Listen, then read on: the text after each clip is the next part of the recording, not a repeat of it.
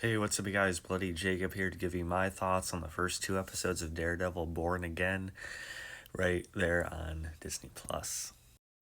Now, to preface a little bit, I absolutely loved the Netflix Daredevil series and most of the Netflix shows, especially The Punisher as well.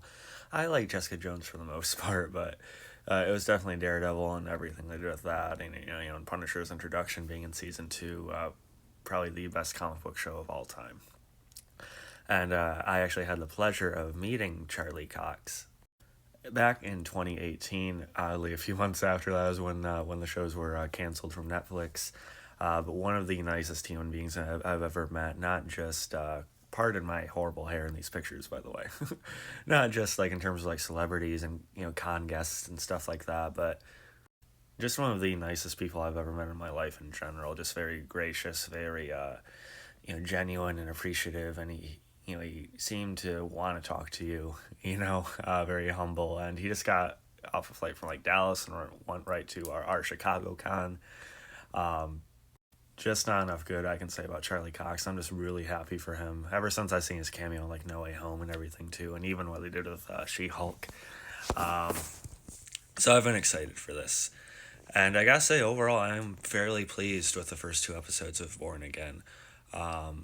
I think that overhaul that we all heard about months ago was a good call, to make sure it was definitely tied to the Netflix show, despite taking place years after and still being accessible to a point for some new fans.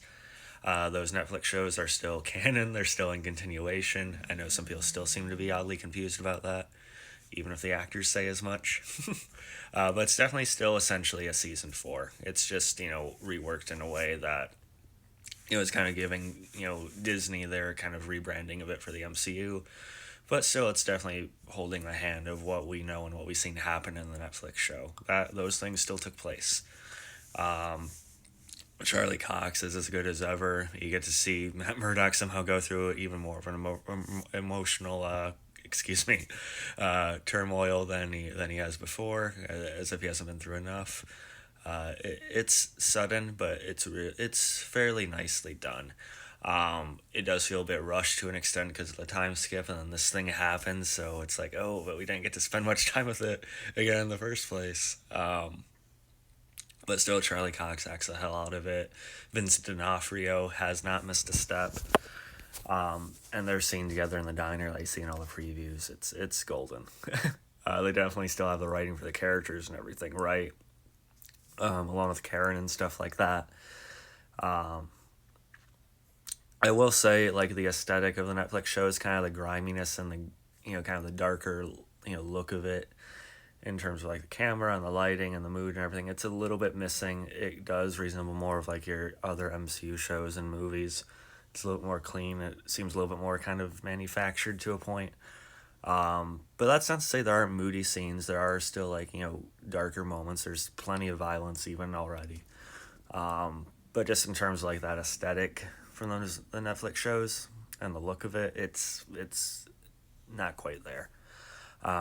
The fight scenes are still pretty good so far, especially Murdoch taking on, I think it was a few goons who actually have like a Punisher logo tattooed onto their wrist, which is probably going to end up playing on some real life themes of corrupt and shitty people using his logo needlessly. So I'm excited to see them work into that. That was probably like the action highlight. Some people have complained about the CG. It kind of is what it is. There's CG use for some of his more acrobatic stuff, like him swinging from his batons or what have you, and so, the movements of those are CG obviously used for him, kind of flying through the air briefly. Some of his jumps and kind of like bigger, movements, they are CG. You can tell, but that's just them, using their probably slightly increased budget to a point to make him move like how he does in the comics and cartoons and stuff like that a little bit more. But I guess it is a little bit jarring for some people because they didn't really go that far in the Netflix show. Uh, they did to a point, but obviously didn't show it on screen as much. Um, so that is what it is. The fight scenes themselves are still pretty good. There's an encounter with Bullseye that kind of gets the ball rolling again. That was not as good as I was wanting it to be. The choreography was still sound, but it was shot a little oddly. Um, an aspect of it I like when he's going through a bar essentially. But it just kind of it's trying to imitate those one take scenes, and I don't know. I feel like it could have been done differently. It does seem a little clean. It seems a little bouncy to a point with some of those CG usages. Um, but other than that, like I said, those encounter with those goons, it gives me faith that it'll be a little bit more like that consistently.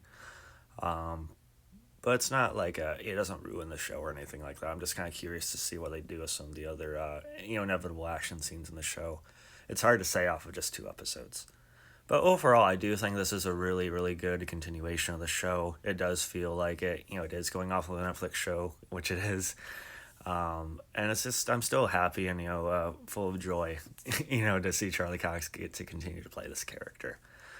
So yeah, please do check it out with an open mind. I don't think you're going to hate it if you ever really liked the original show.